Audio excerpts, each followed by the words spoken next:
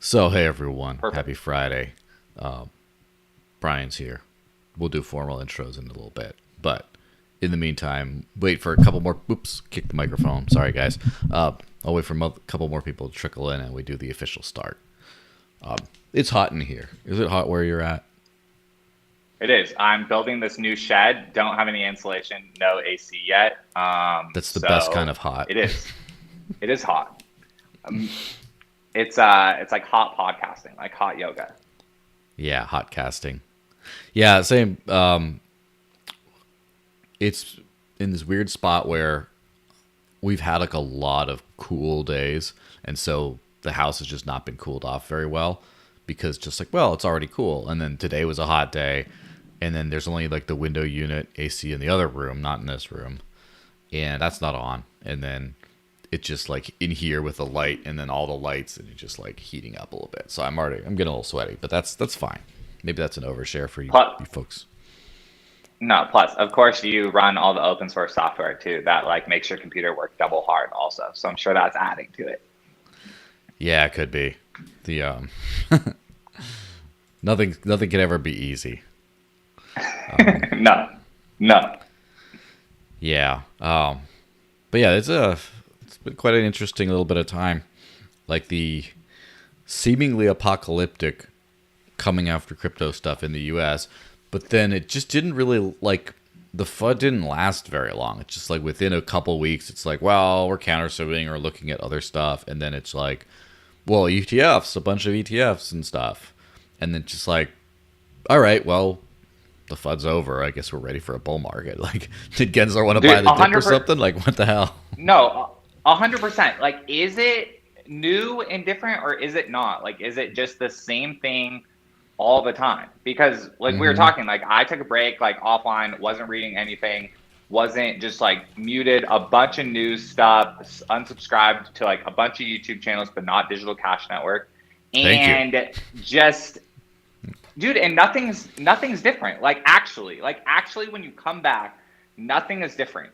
And when you go offline and they're just still talking to quote unquote normies about Bitcoin and about crypto, nothing Mm-hmm. is different. And so I'm like, I've all optimist guy, but Mm-hmm. I've it's been harder the last like little bit to be that. Hmm. I think it's been hard to be optimistic. Yes. Oh, interesting. Let me see how long we're in. But yeah, let's actually just run like roll the intro, and then you can tell me why you're such a pessimistic little grumpy grump. All right, ready? Hit it. Intro, three, two, one, go.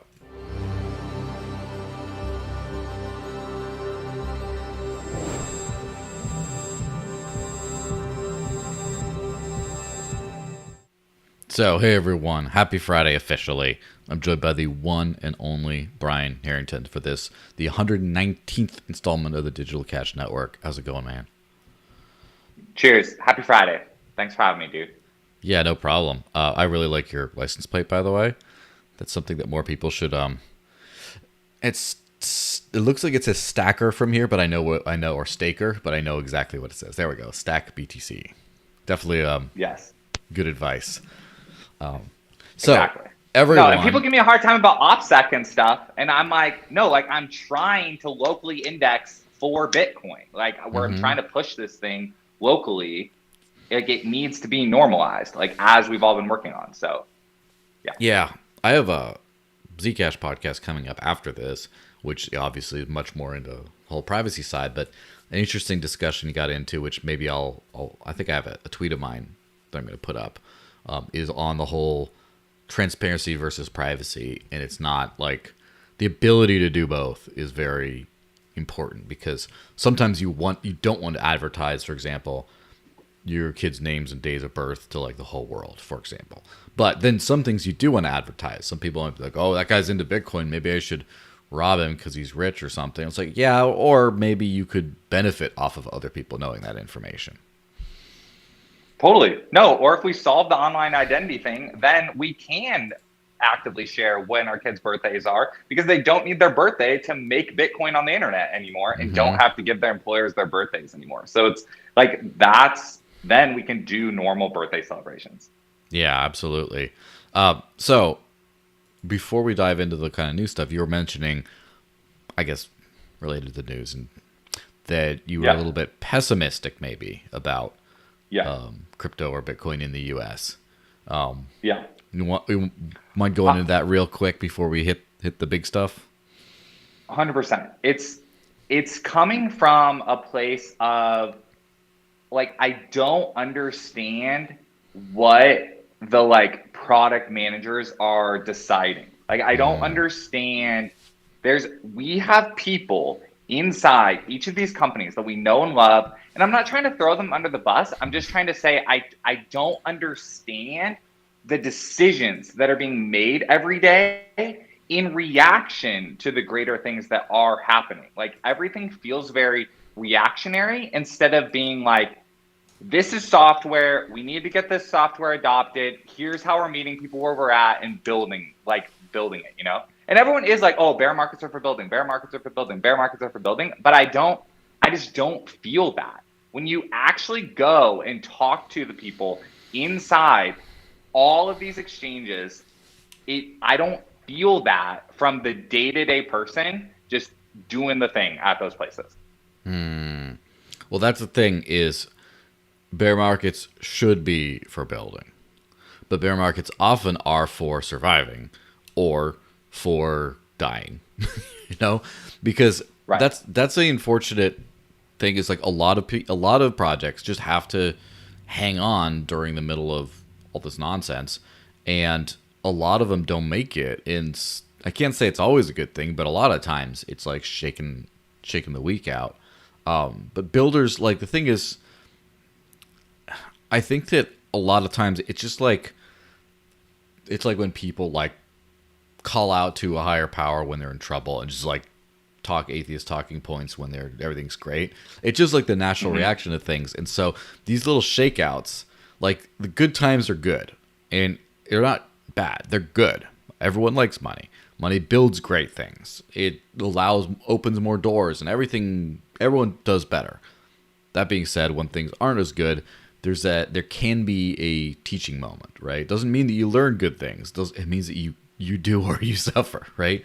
And so maybe what we're seeing is all the old infrastructure and that kind of old crypto world is like not adapting. And that's what we're seeing, that they're not doing well during the bear market, you know? Yeah. Yeah.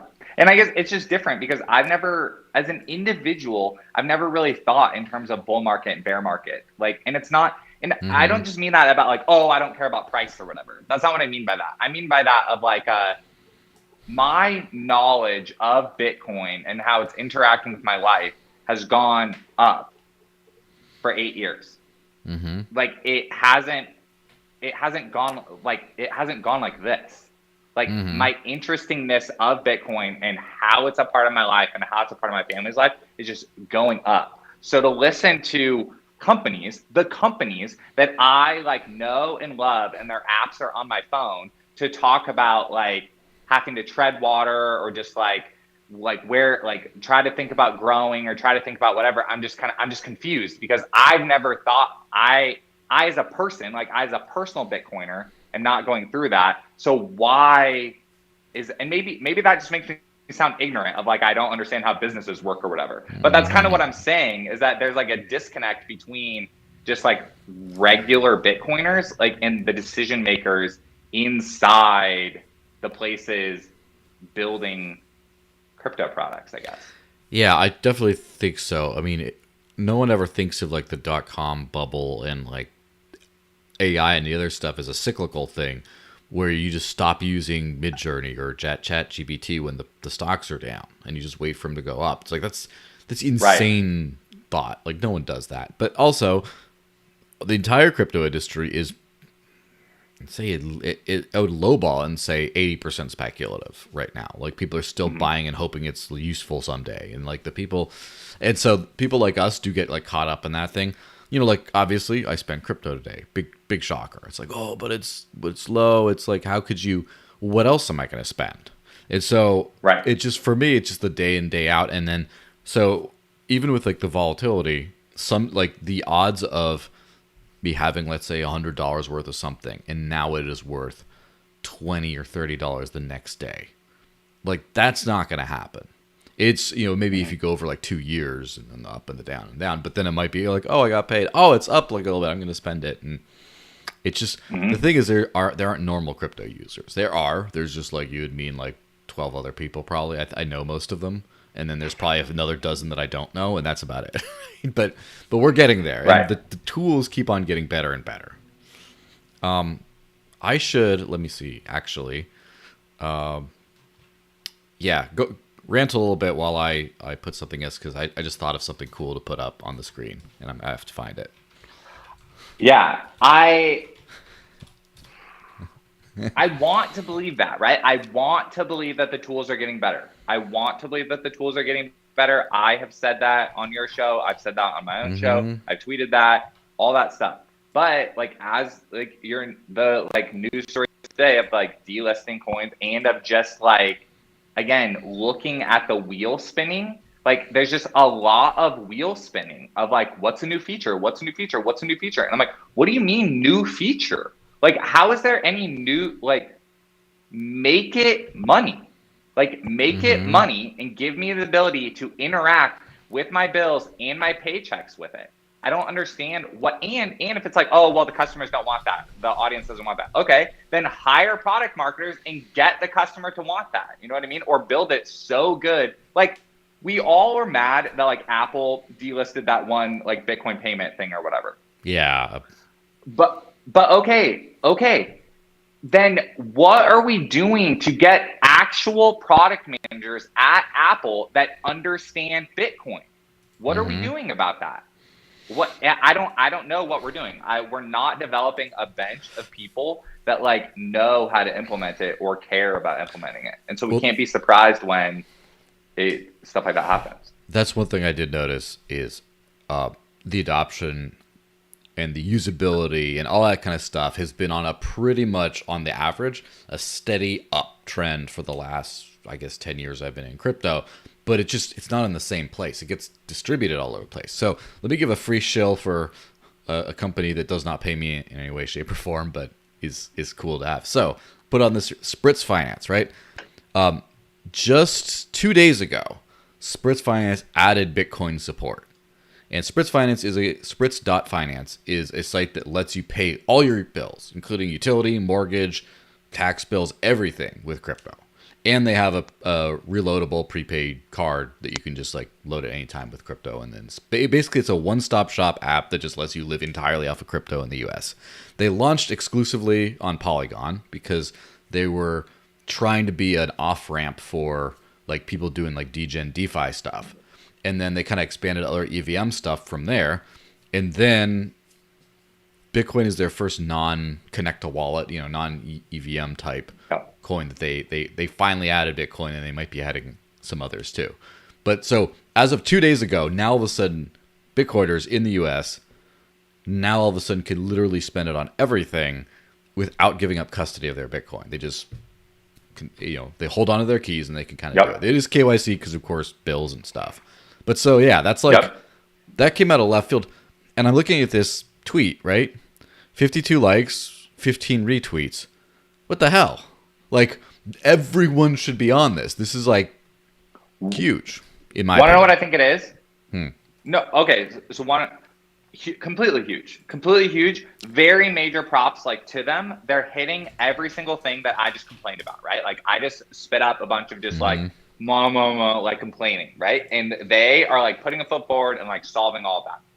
Truly awesome. What I think has happened is, me personally, I have felt burned so many times as a user. Like I've switched my checking account and switched my personal finance flow like 6 times in the last 2 years. Okay. My entire family, I'm saying like multiple direct deposits, like all of the bills, I'm saying like have fully gone for it.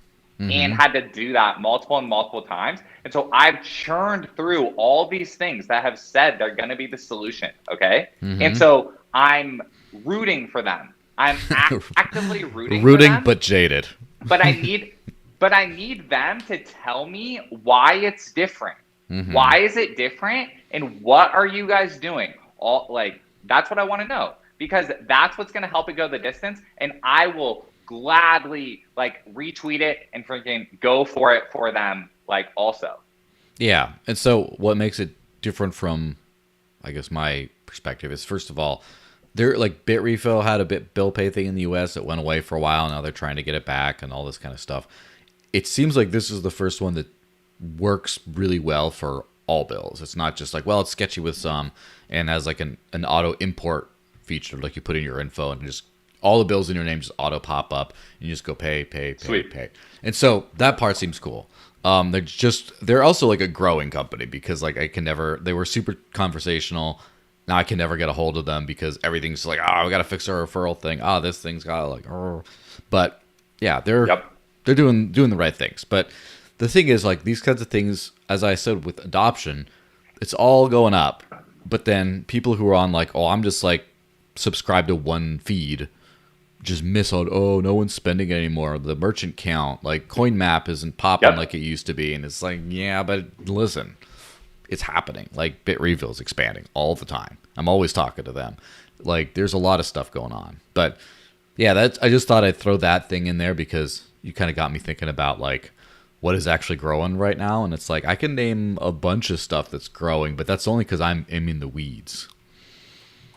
No, man, that's awesome. That's very exciting about Spritz Finance. I had come across them. I didn't know they added Bitcoin support, so that's very exciting. Yeah, again, a little, hey, we added Bitcoin tweet, and then it's just like, it's not one of those like Jack Mahler's type companies that's like making big posturing all over. So like, the Bitcoiners not going to hear about this. I don't know why, but no. Yeah. No, and if it comes from them, that's going to be very amazing. Well, let's pivot to the, regulation and ugly stuff, because that was the good news. Now let's hit on the interesting news. So there was an announcement, I guess, a few weeks ago about Binance. Binance will remove 12 privacy tokens from France, Italy, Spain, and Poland starting on June 26, which is 3 days from now, as a consequence of local regulations. Affected tokens are Decred, Dash, Zcash, Horizon, Pivx, Navcoin, Secret, Verge, Firo, Beam, Monero, and MobileCoin.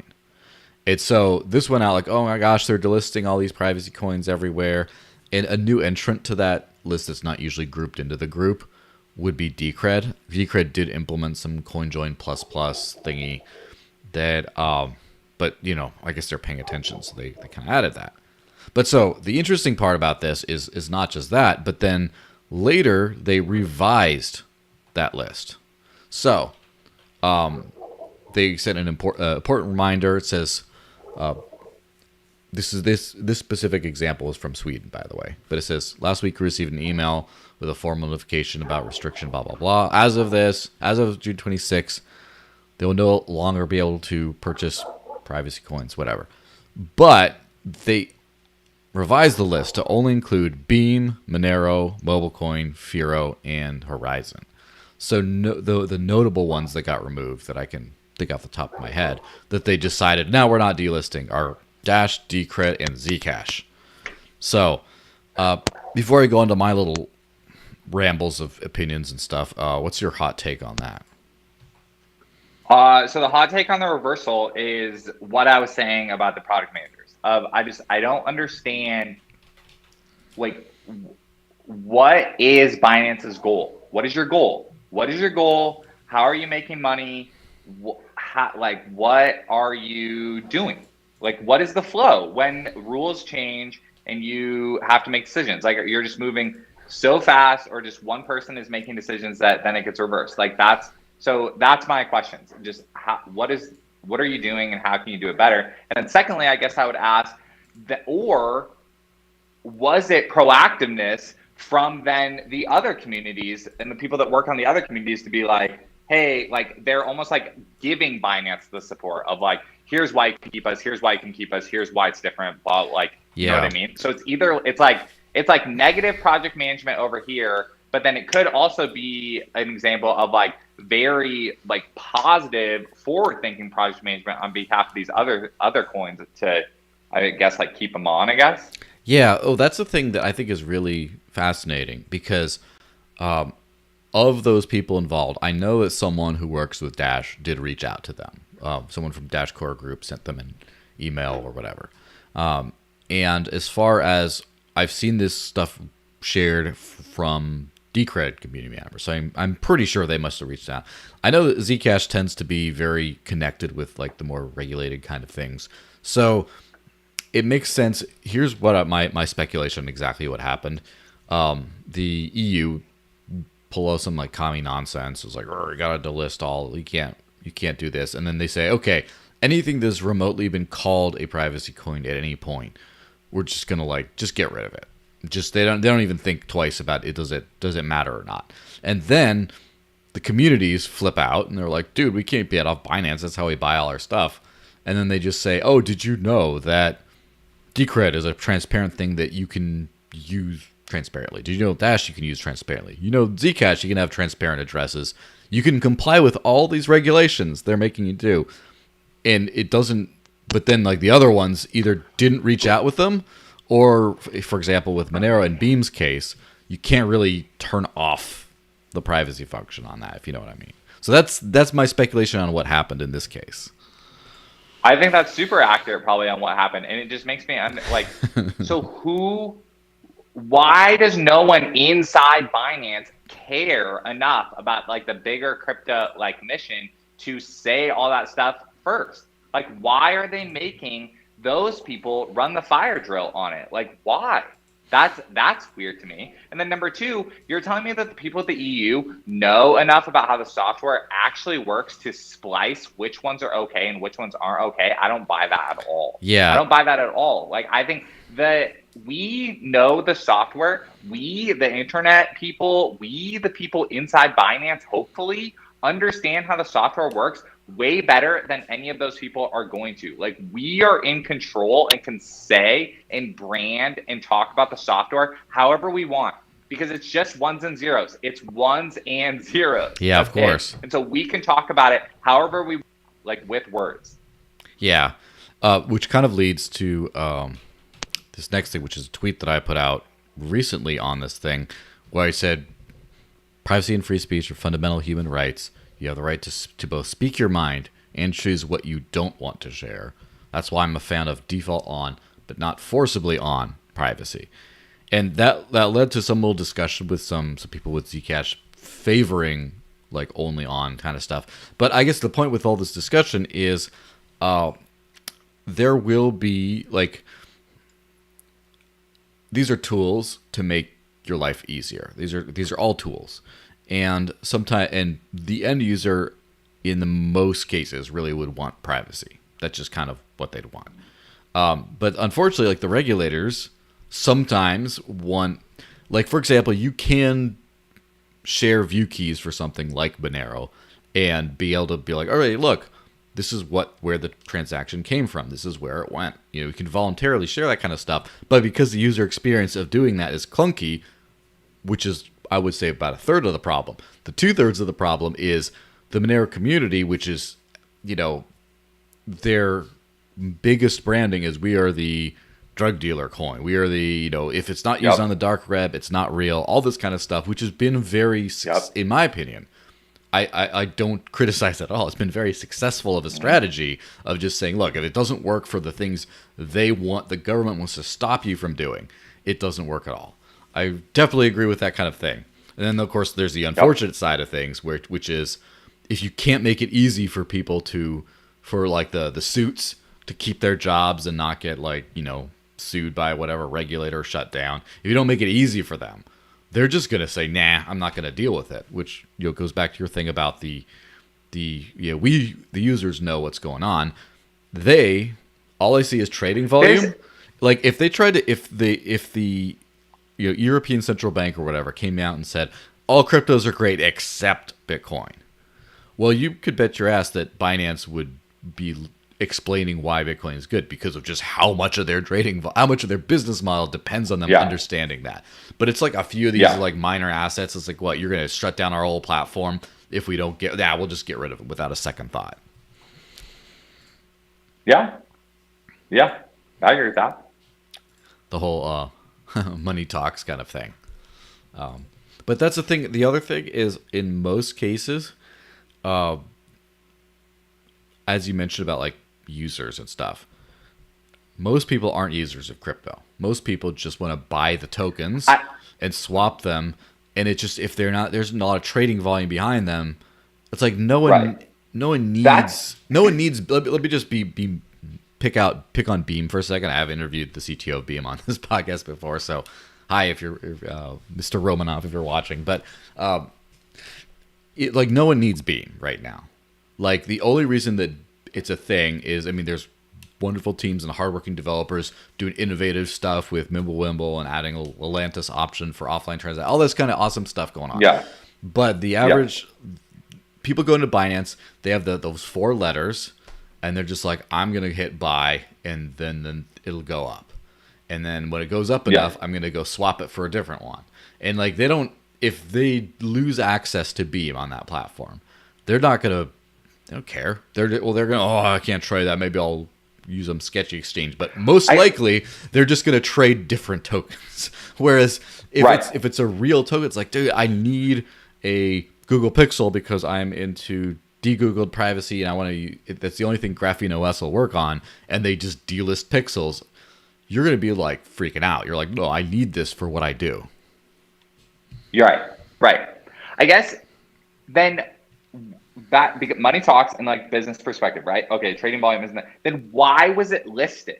Like, why are we not seeing? And I tweeted this out before. I'm like, why don't we see more delistings in general? Actually, like, why is the delisting in reaction to the regulators? Like, it's always just like the regulator. Like, no, like if the bear market is for building and the volume isn't there, then why aren't you trimming what's available and funneling traffic towards things that are positive? Like you can funnel traffic for profit, or you can funnel traffic for idealism, like motivations or whatever. And ideally, you get both of those things. That's honestly something that's been so impressive about Bitrefill is their list that they support is for a reason. Yeah. Like it's actually for a reason. And they evaluate and no one else has a list like that. Mm-hmm. Like I don't understand the rationale anywhere else on. It's like you have the Bitcoin only, which is a rationale in the decision,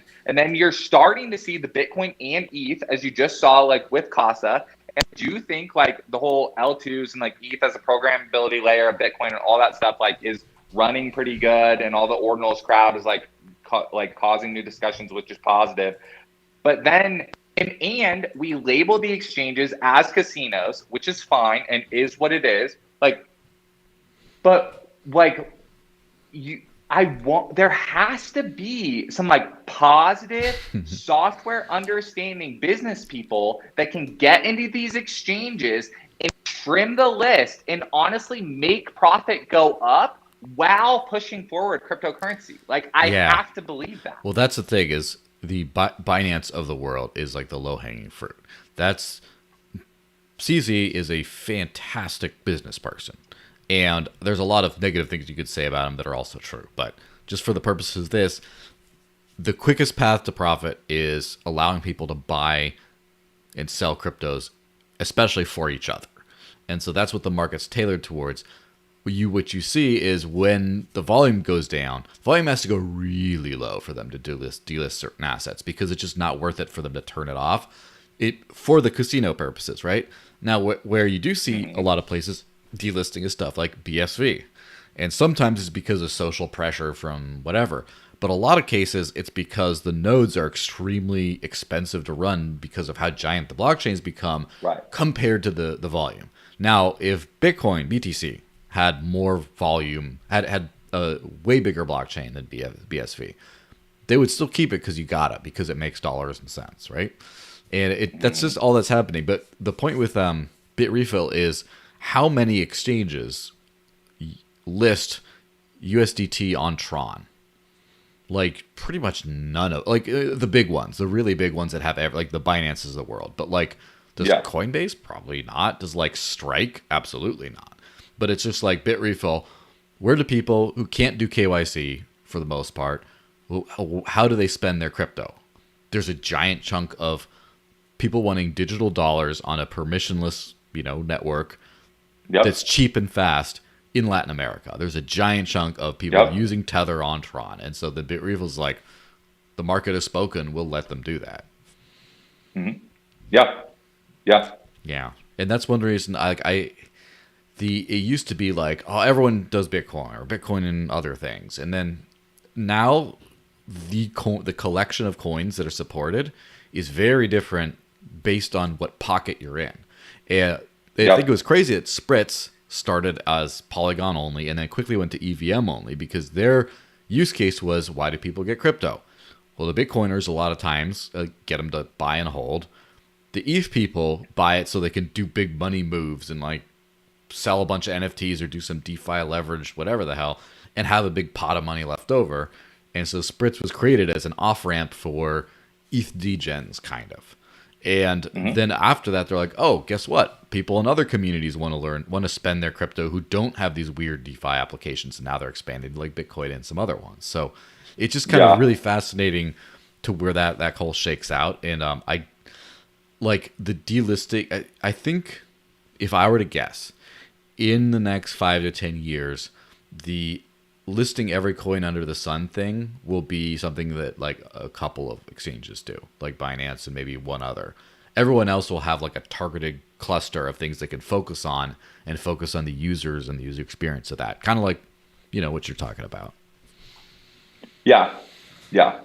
Yeah. That's definitely how I kind of see it going. All right. So now let's hit on the, Go. Well, no. Okay. One more thing on the listing, everything, because this is something where I've changed my mind on in the past little bit, right? And it's positive to hear about things where you've changed your mind on. Yeah, love to hear that. The whole like token, all tokens are bad thing. Tokens are better than the stock market. Like the stock market is quasi-government controlled. The way that accredited investor laws work, the way that startup financing works, the way that your company, the definition of a company is controlled by the government, controlled by the state, and then you have to fund the company in a way that's all like in line with that, is frustrating. Like that's like extremely frustrating. And for Bitcoin, like Bitcoin cannot succeed at its mission of replacing fiat money without also changing the very definition of what a company even is and no longer allowing the state to define what a company is. A company is a collection of individuals working towards a common goal with the like purpose of profit, right? And the state, like that's a functional definition. A functional definition, you can like bolt on different things or whatever, but a functional definition, that's all you need.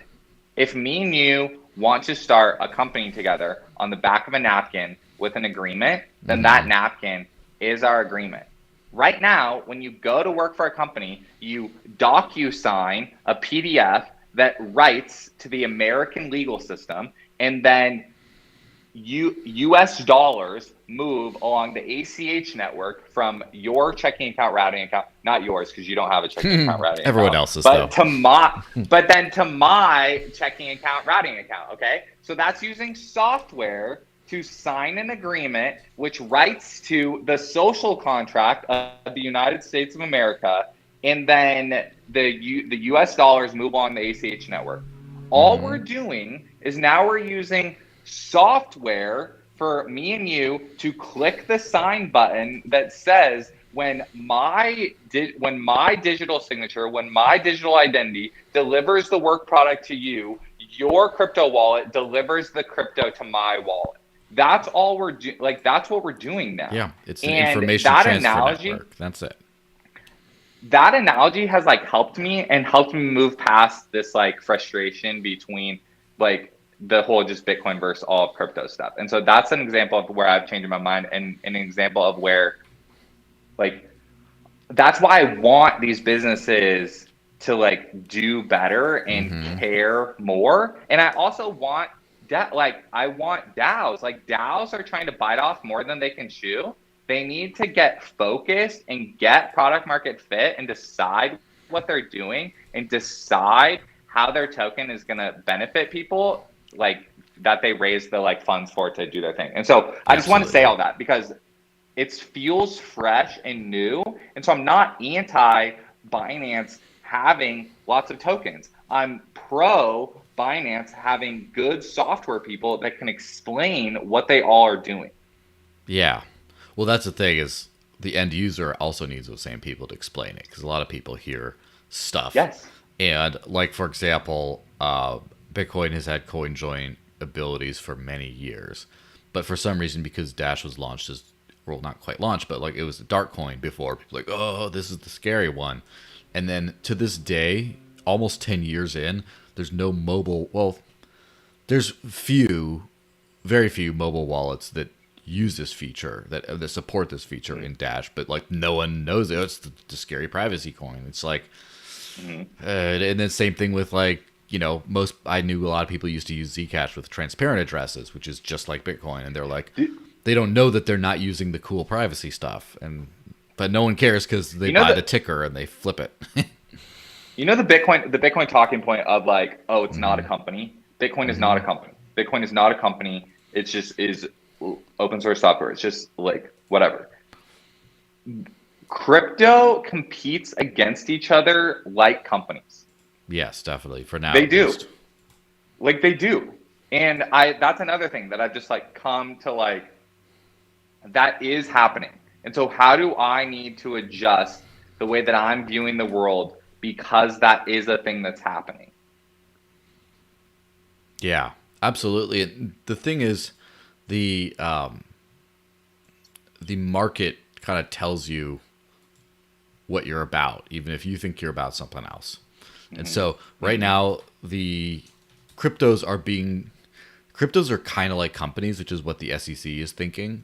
But with Bitcoin, they kind of realize that it's like out of their control. It's like bigger. It's the different thing. The thing is, they're all varying degrees of a new kind of company, even if they're not companies. Like Litecoin too, like Charlie Lee's company. But then Charlie's kind of like, you know, he's not really that involved anymore. And then like David Burkett's doing all the Mimblewimble stuff. And it's just like, well, it's more of a public good now, but it's like, it kind of like, and no one knows how to deal with this because it's new.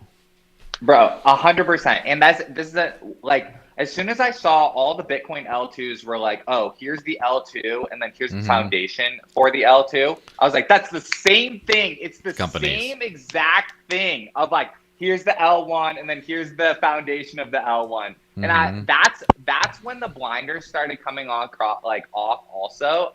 It's just, dude, it's just not the same. Like I'm still in the camp of like Bitcoin is different and like Bitcoin, like immaculate conception and just like it's like the most successful like open source project in the world or whatever will always like I'm still very much in that. But every single other thing, whether it's a Bitcoin approved L2 or the most just like centralized L1 or whatever, is all the same. It's all the same, and they're all going to compete against each other exactly in like the of just what's in it for me, like kind of stuff. And so I agree. When I use the word company, you see to be like, oh, see, the crypto bro said company. Oh, see, he said company. That's not what it's about. It's about being like changing the definition of company. What the SEC considers a company has nothing to do with me. Like that has, and I'm not saying that from like a loudmouth libertarian thing. I'm just saying like literally, I don't believe that the state should define what a company is or isn't. And so I don't need that anymore. Like these are people dude, it's helpful to think about my kids. Like when my kids to the internet and are just going to be talking to other people on the internet across whatever thing they're doing, they're going to naturally create with other people that they're chatting with on the internet, and they'll probably get paid for producing that value. Period. Like that's where we're going. Absolutely. Humans with their computers are producing value, and the definition of a company is never coming back. Absolutely, which kind of makes me laugh because I remember back in 2017, I think, went for a run, and I had my old oversized Bitcoin shirt on. And as I'm in the elevator going up, there's some like old guy who in his like polo shirt, and he's just like, "Oh, that's Bitcoin." He says, "Oh, that's a good stock. I invested in that stock a while ago. It's done well." And I'm like, "Yeah." It's like, "Oh, that's what it is, damn." Well, speaking of competition with the old stuff, let's hit on this last one about the European Central Bank. Everyone loves those guys, right? Anyway, the European Central Bank put out a thread saying, cryptos relied on constantly creating new narratives to attract investors, but has failed to deliver on its promises. Policymakers should be wary of supporting an industry that has so far produced no benefits for society. And they said, how should the public sector respond? 1, resist the temptation to offer public backing to cryptos, regulate cryptos effectively, and innovate using central bank digital currencies. Central banks are innovating to provide a stability anchor that maintains trust in all forms, blah, blah, blah. Central bank digital currency would uphold the singleness of money and protect monetary sovereignty, complementing cash. So, yeah, interesting stuff. Why don't you sound off on that?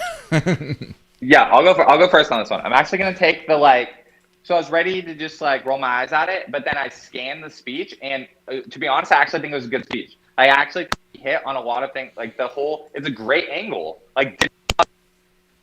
usually great angle, because we just talked about how everything's competing with each other, right? Yeah. And in that thing of everything competing with each other includes fiat currencies, includes digital fiat currencies. And this is the foundation, right? The CBDC network that they're thinking about launching, and then here's the foundation for that network talking up their game, and they're saying this stuff did not live up to the hype and hurt a lot of people. Ours is better, and it was a marketing press release, and that's from a strategy perspective, made a lot of good points. And crypto product managers are not doing that great at how. So we can appeal on the I guess emotional side of it or whatever, and we can talk about control and talk about whatever you want. And again, fine points. Yeah. But we have to say our software is going to work better straight up, and it's going to be more compatible with more than that, period. And that's what we need to do in order to win and beat their software network. Yeah, it is kind of funny to see, because this whole situation, there's two lenses at the same time. And that's always something that's very interesting to me. For example, crypto for me is a payments technology. It's like a money. But then at the same time, the market has also said it's like a speculative instrument. It's like a stock and the end product in one, sort of. And so in the same way, the European Central Bank is basically putting out this is why we're the superior crypto, where just like the Monero people would put out a thing that says, Zcash is too regulatorily compliant. We're the real cypherpunk because always on. And right. It's literally the same thing. They're competing on the same level without even maybe knowing or acknowledging that they're the same. But then there's an extra lens to that, which isn't Monero doesn't get to decide which assets are traded and accessible in the US or Europe, for example. They don't get to decide. They just have to compete. Whereas the European Central Bank is competing at the same time as they're trying to say, there's no use for this stuff. Therefore, people shouldn't be allowed to use our competitors. Not just they shouldn't, but they shouldn't be allowed to. And that's where it gets, that's where you turn into fascism, right? Where the public-private kind of unity, and that's where you get to to resurrect last week's show topic. That's where you get Gensler kind of clearing house for BlackRock. You got a lot of popping on the earphone or whatever. I don't know if it's still kind of a little poppy. Hold on a second. Let me turn that off for a second. Sorry for everyone who's a little popcorny. Would you mind just switching to a different audio thing for just the last couple minutes of this? We're only 3-5 minutes away from finishing. Test this AirPod. There we go. That sounds a lot better. Yeah. Perfect. The other one just give me a little annoyance, and I'm sure the audio people are gonna give me shit over this, but I don't care. It's been really great. So, yeah, as far as like the competitive stuff and the whole thing with CBDCs. CBDCs are kind of interesting because, first of all, I think that they're very ill-defined as far as like everyone knows what are hallmarks of it. It's just like, how shall you know, Christ when he returns or whatever. And it's like, but there's a lot of this like weird prophetic stuff, but it's not like, what is it? And I don't think that CBDCs were really on anyone's radar for the most part until the post-2009 era, the post-Bitcoin era.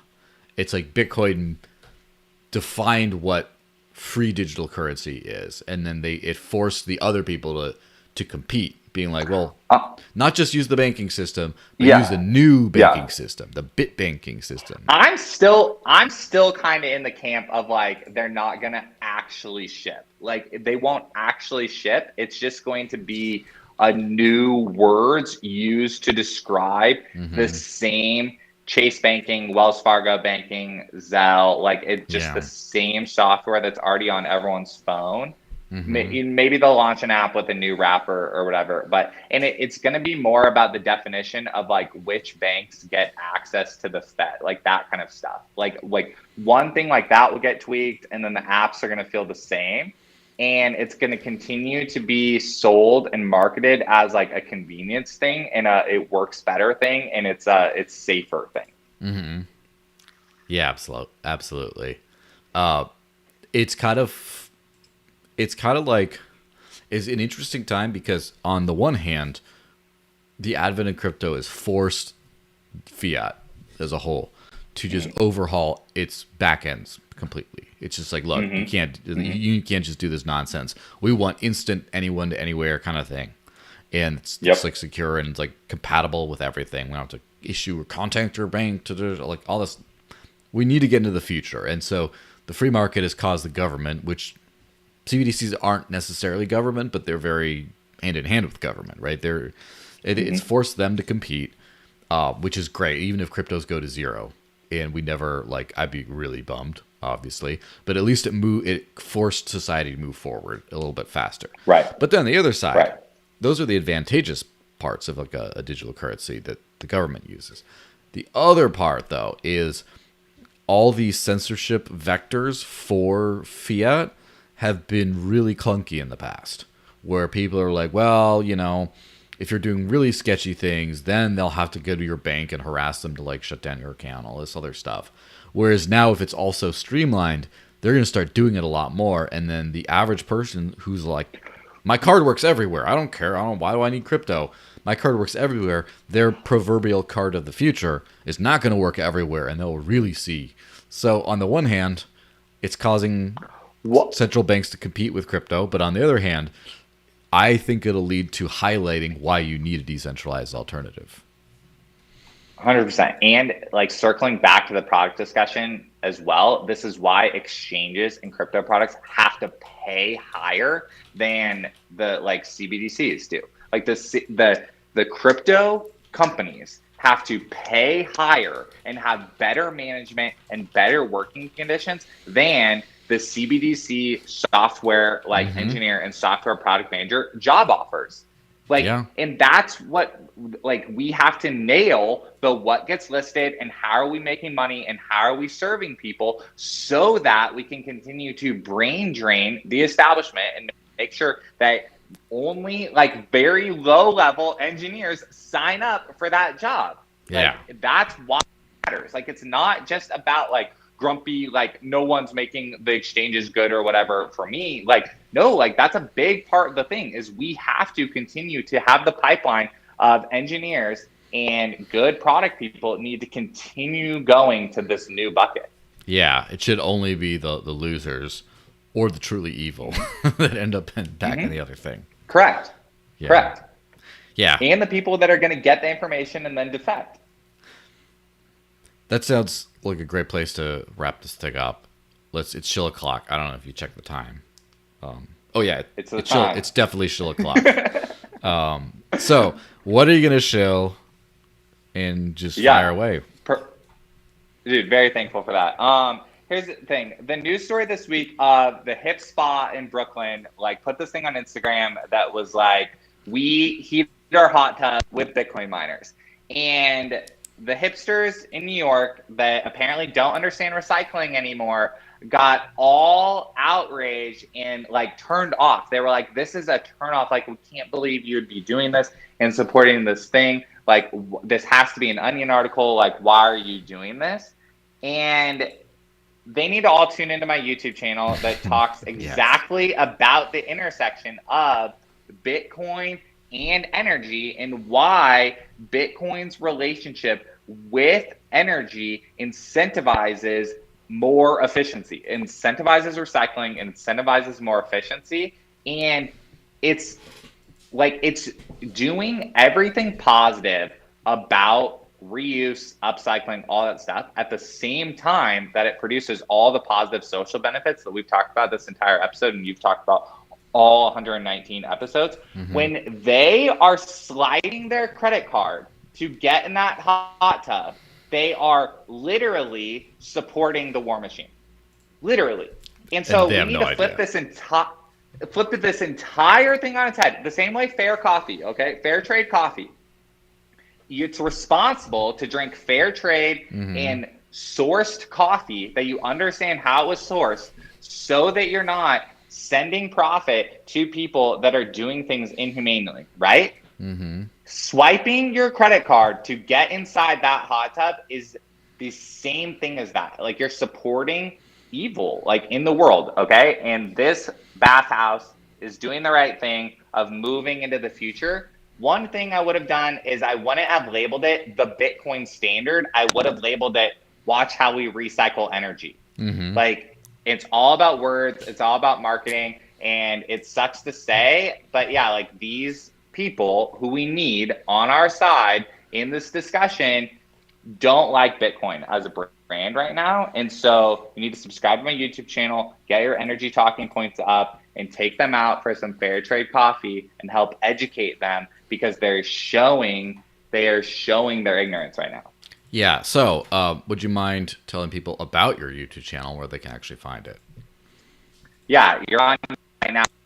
You can go over to YouTube and just search Brian Harrington. If you search Brian Harrington, Bitcoin, Brian Harrington, Bitcoin mining, Brian Harrington, rainwater harvesting, Brian Harrington, duck eggs, you will find me. And I'd be honored if you joined me on getting, just a good content indexed here for people to find it. Yeah, fantastic. Well, thanks very much for being on. Everyone, thanks for watching this fun show. I always love, like, rather than doing like a celebrity type thing, I always appreciate people with understanding of why all this matters and passion. And definitely just based on the amounts of like times this has happened during the podcast, that you could tell that there's like, you just like ready to go. And so this has been quite a fun, energetic show. Zcash podcast is next here, by the way. Different link, but it'll be on in 5 minutes, let's just say. Thanks. And everyone, next week, I have a first timer on the podcast. Sam from BitRefill is coming on. So that'll be a fun one to tune in. And BitRefill, as we mentioned, is at the forefront of spending crypto as real money and stuff. All right, I got to take off. Get ready for the next show. Thanks for watching, guys. Thanks very much for being on, Brian. And yeah, I'll see you guys around. Subscribe to his YouTube channel, though. Do that. And this one. See you, everyone. Bye-bye. Happy weekend.